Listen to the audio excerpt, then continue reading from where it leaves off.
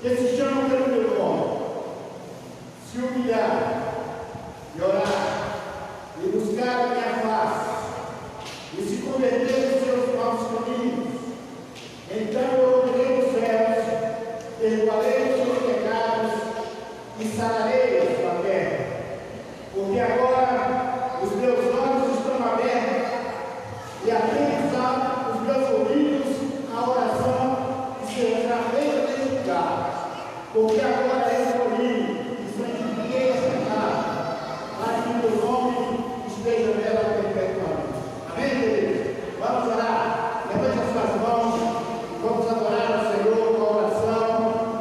Pai, obrigado, Senhor, por esta noite abençoada. Obrigado, Senhor, por esse dia. Obrigado, Senhor, por tudo que o Senhor tem feito nas nossas vidas. Ó Deus, agora nós estamos, ó Deus, diante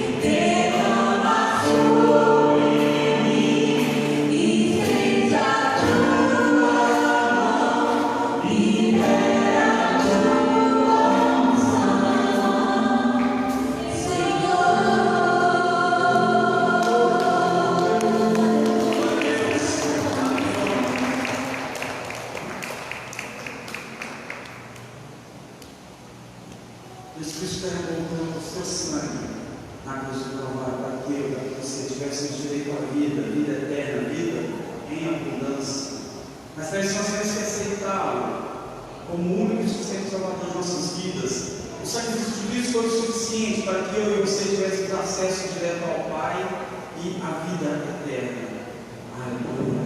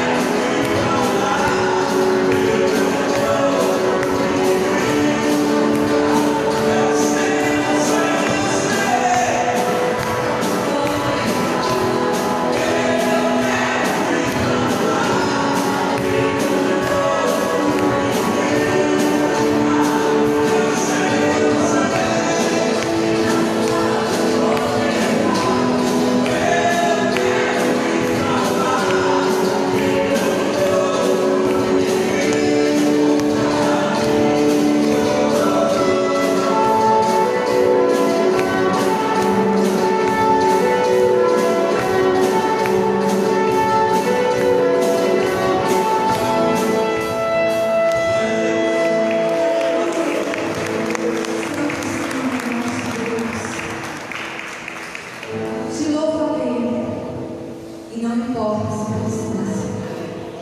É fácil falar, né?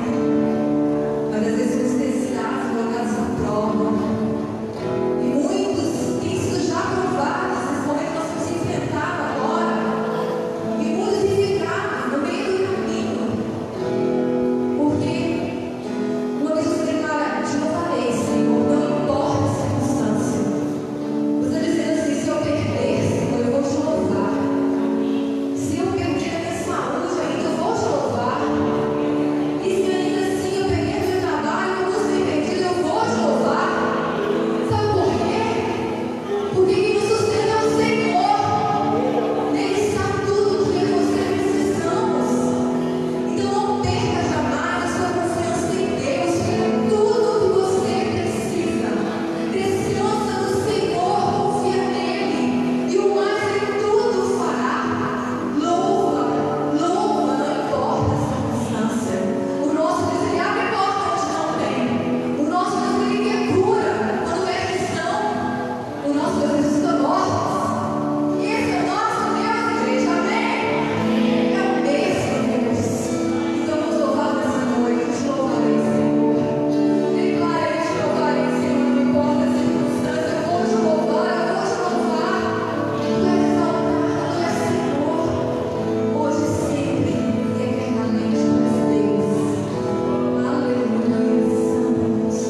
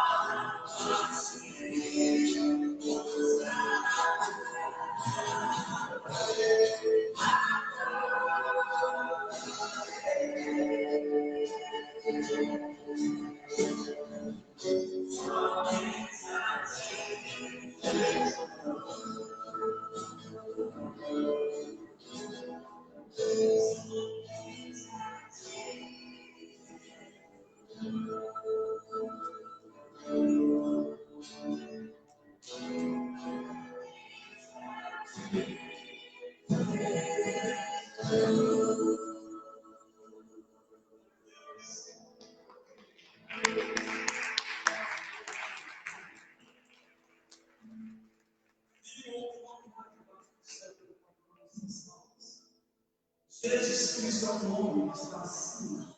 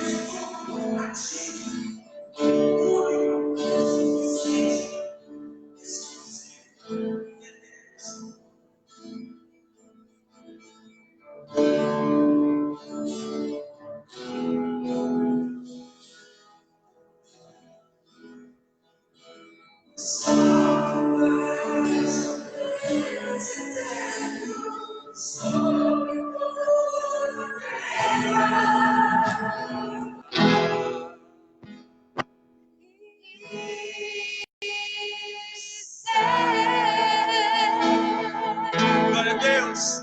Aleluia. Aleluia, glória a Deus.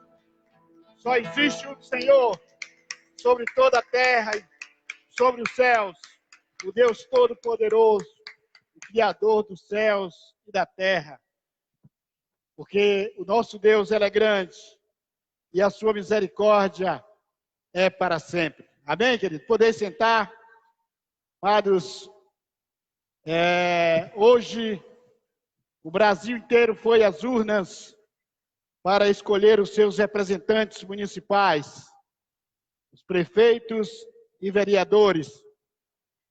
A nossa oração e a oração da igreja é que aqueles que o povo escolheu para representarem a eles, tanto na prefeitura quanto na Câmara de Vereadores, que tenha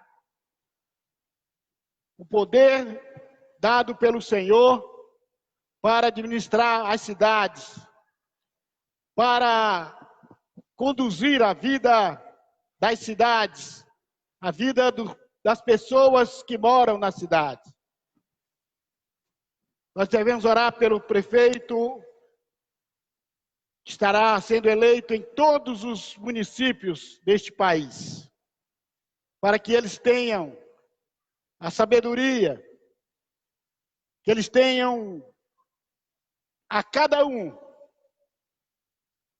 de estar administrando para o povo e pelo povo. Oremos pela nossa cidade, para que aquele que for o eleito, para aqueles vereadores que forem eleitos, que esteja os vereadores produzindo leis justas, que contemple principalmente os menos favorecidos, os pobres, e que os prefeitos, e que o prefeito ou a prefeita dessa cidade, seja quem for eleito, possa estar governando para todos, porque a cidade é de todos. Pai, nós oramos agora, ó Deus, pela vida de cada prefeito, pela vida de cada vereador, que será eleito, ó Deus, nesta noite, ou nesta madrugada, ou até amanhã. Ó Deus, que cada um que o povo depositou a sua confiança, ó Deus, que eles possam, ó Deus, receber, ó Deus, essa autoridade dada pelo voto, em uma eleição democrática.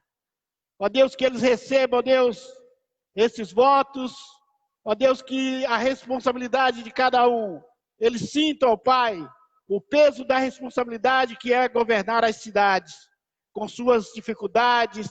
Ó Deus, que o Senhor dê a cada um sabedoria, aos seus secretários, aos vereadores, a todos aqueles que vão trabalhar na administração. Ó Deus, que o Senhor dê sabedoria, para que, ó Deus, essa cidade, ó Deus, tenha um governo justo, que governe para todos, ó Pai. Ó Deus, principalmente para os menos favorecidos. Pai, as nossas crianças, os nossos velhos, as pessoas vulneráveis, ó Deus, que tenha atenção especial, ó Deus, das administrações, não só desta cidade, mas de todas as cidades deste país. Obrigado, Senhor, que o Senhor esteja abençoando cada um desses governantes. Nós abençoamos como igreja do Senhor a cada um, em nome de Jesus. Amém. Amém. Queridos, nós estamos falando nessas série de pregações sobre ação e reação. Nós vamos dar continuidade falando desse tema, mas antes eu quero dar um aviso para a igreja. Próximo sábado, dia 21, nós teremos uma assembleia extraordinária para a gente tratar da questão da parceria com a Igreja Batista Aliança Eterna. Então, se você é membro da igreja, e você deve estar aqui para participar dessa assembleia, a igreja vai dizer o que ela quer, se quer parceria, se não quer. Então, eu gostaria que todos os irmãos estão convocados, às 14 horas de sábado, sábado 21. Então, todos aqueles que são membros, aqueles que congregam aqui conosco, estejam conosco para a gente lidar com esse assunto. Amém, queridos? Muito bem. A ação, irmãos, e a reação, ela faz parte da nossa vida. Todos os momentos da nossa vida, durante toda a nossa vida, a nossa vida é feita de ações e reações. As reações, elas podem ser provocadas. Às vezes nós temos que provocar as ações, porque senão as coisas não acontecem. As ações, elas são também pensadas e impensadas. Às vezes nós temos condições de pensar ações para determinadas situações. Eu creio que em todas as cidades do nosso país, os prefeitos, assim que forem declarados eleitos, eles vão montar as suas equipes, os seus secretariados, para montar ações em prol da cidade. Então, vão ser ações pensadas. Mas, às vezes, não dá tempo. Nós temos que ter, às vezes, ações impensadas. Você vai dirigindo o seu carro, de repente surge um problema. Você tem que tomar uma reação. Não dá tempo pensar. Você tem que agir. Então, as ações impensadas, às vezes, elas são acertadas e às vezes não dá certo. Porque você não teve tempo de pensar, de planejar aquela ação. As ações também, irmãos, estão presentes quando você está com medo, quando você está desesperado, quando você está lutando pela sua sobrevivência. Elas estão presentes no momento de tristeza ou no momento de alegria, no momento das verdades, no momento da mentira, no momento das adversidades. Então, as ações e as reações, elas estão presentes no nosso dia a dia. O nosso tema de hoje é: a oração em ação provoca reação. Vou repetir o tema de hoje. A oração em ação provoca reação. A Bíblia, queridos, ela está repleta de Gênesis e Apocalipse, de ação provocada pela oração. A oração, irmãos, ela é primordial na vida de um cristão. Sem a oração, não tem ação de Deus nas nossas vidas. A oração, e é por isso que ela já tem a palavra ação, o orar. Orar é falar, é dizer. E o que você diz a Deus, você diz em ação. Por exemplo, se você ora a Deus pedindo emprego, você está pedindo a Deus que haja em seu favor para que você tenha o emprego. Quando você ora a Deus para a questão das enfermidades, você está pedindo a Deus que reaja em prol da sua saúde. Então, a oração, ela faz parte das nossas vidas. Mas, quando a oração, ela é feita de uma maneira dentro dos padrões que Deus estabeleceu, esta oração, ela provoca reações maravilhosas. E muitas vezes, contrária àquilo que nós estamos precisando. Nós estamos fazendo a nossa leitura diária, eu e a minha esposa. Estamos em 2 Coríntios. Estamos lendo as cartas de Paulo. E nós estamos em 2 Coríntios. E lá no capítulo 12, que nós lemos hoje, Paulo fala que ele pediu a Deus em oração para que Deus tirasse o espinho na carne dele. Paulo tinha um espinho na carne, a Bíblia não fala o que era esse espinho na carne, mas era muito difícil para Paulo. É tanto que ele pediu ao Senhor que tirasse esse espinho da carne. Mas o Senhor disse para ele, não vou tirar. Você já pensou, irmãos? Você fazer uma oração a Deus de uma coisa que está te prejudicando, de uma coisa que está fazendo mal para você, e Deus diz para você, não vou fazer. A reação de Deus para Paulo foi, não vou fazer. Mas Deus disse para Paulo, Paulo, a minha graça te basta. Então, queridos, Deus disse que não ia tirar o espinho na carne de Paulo, mas Deus disse que ia derramar sobre ele a graça dele, e com certeza Paulo teve como passar com esse espinho na carne durante toda a sua vida, mas ele tinha a graça do Senhor. Às vezes, querido, a reação da oração, ela é diferente daquilo que a gente imagina ou do que a gente quer. Deus, ele é sábio, ele sabe o que é que nós precisamos. Então, a oração, ela faz com que Deus tenha reações. A oração que lemos aqui no texto de abertura, de 2 Crônicas 7,14, fala que se o meu povo, que se chama pelo meu nome, orar, buscar, converter dos seus maus caminhos, se humilhar, então Deus diz, tem uma reação ou reações. Primeiro, eu os ouvireis dos altos céus.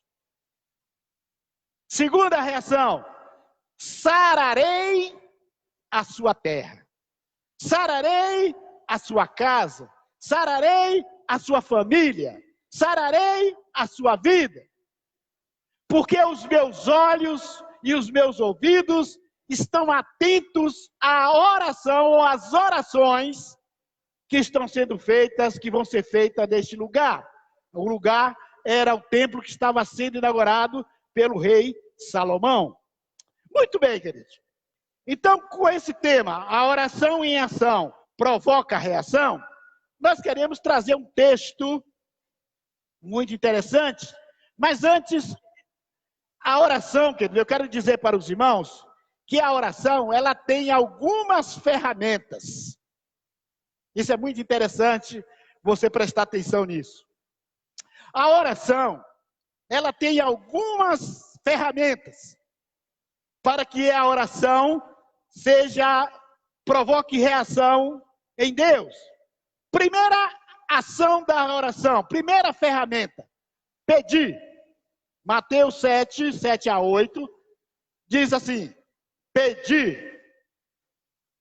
Você precisa usar a ferramenta de pedir a Deus, de falar com Deus, de orar a Deus. E se você pedir, a reação de Deus é dar-se-vos-á. A segunda ferramenta é buscar. Se você buscar, você vai encontrar. E a terceira ferramenta é bater. Então, queridos, para que a sua oração tenha uma reação, você tem que pedir, buscar e bater. Vai se dar. Se você busca, você vai encontrar. Se você bate, vai abrir a porta para você. Porque aquele que pede, recebe. Que busca, encontra. E o que bate, abre. Diante dessa ferramenta, nós temos um exemplo bíblico muito interessante. Abra sua Bíblia aí, em 2 Crônicas, capítulo 20. A partir do versículo 1. Deixa a sua Bíblia aberta. porque nós vamos ver alguns versículos com os irmãos. A minha tradução é um pouco diferente, mas os irmãos achar dificuldade, os irmãos viu 2 Crônicas, capítulo 20, versículo 1 e 2.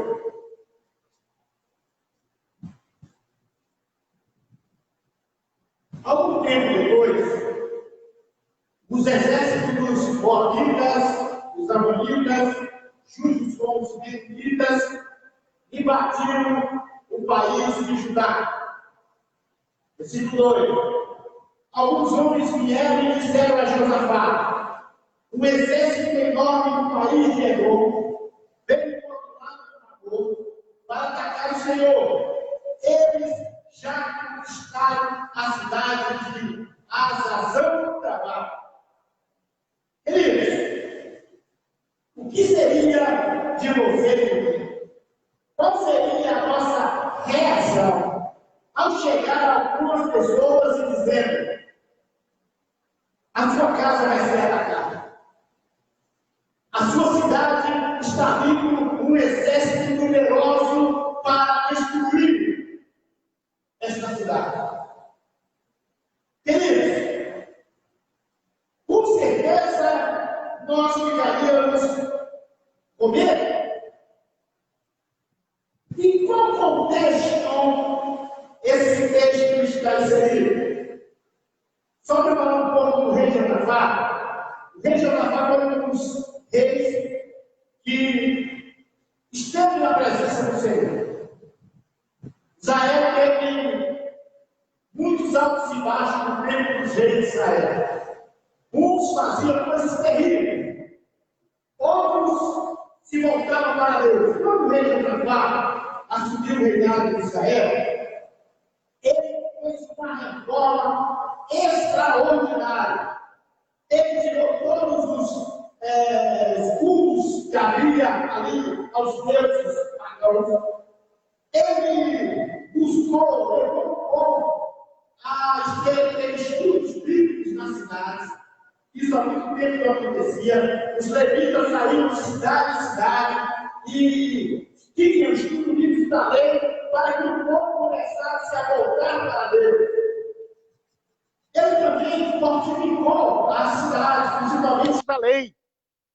O texto diz também, no capítulo 7 de 2 Crônicas, de que, aliás, no capítulo 10, de que ele montou um exército de 1.600.000 homens. Um poderoso exército. Mas, amados, quando Josafá recebe a notícia de que um exército numeroso estava vindo do lado do Mamor, e que eles já tinham conquistado a cidade de Hazazão-Tamar, que é em Gedi, qual foi a reação de Josafá? Talvez se fosse um outro rei, falasse assim: que venha. Eu tenho 1.600.000 soldados preparados. Nós vamos acabar com eles. Mas o versículo 3 de 2 Crônicas, capítulo 20, diz que Josafá ficou com medo. Então nós vimos a primeira ação ou a reação de Josafá, mesmo com a cidade fortificada, mesmo com a confiança em Deus, mesmo ele sabendo que tinha um relacionamento com Deus, ele ficou com medo. E aí a gente pergunta, por que Josafá teve medo? Porque se ele tinha um exército de 1.600.000, o exército daqueles daqueles povos que estavam vindo, era milhares e milhares incontáveis. Então, diante de todo aquele exército poderosíssimo, Josafá ficou com medo. E aí, queridos, a gente aprende algumas lições com Josafá E é essas lições que nós queremos aprender com os irmãos essa noite. E com o povo. Lições extraordinárias de um homem que preferiu usar outras armas do que as armas, espada e tantas outras armas do exército que ele tinha. O texto diz que Josafá ficou com medo. Primeira ação. Segunda ação. Orou a Deus, o Senhor, pedindo socorro.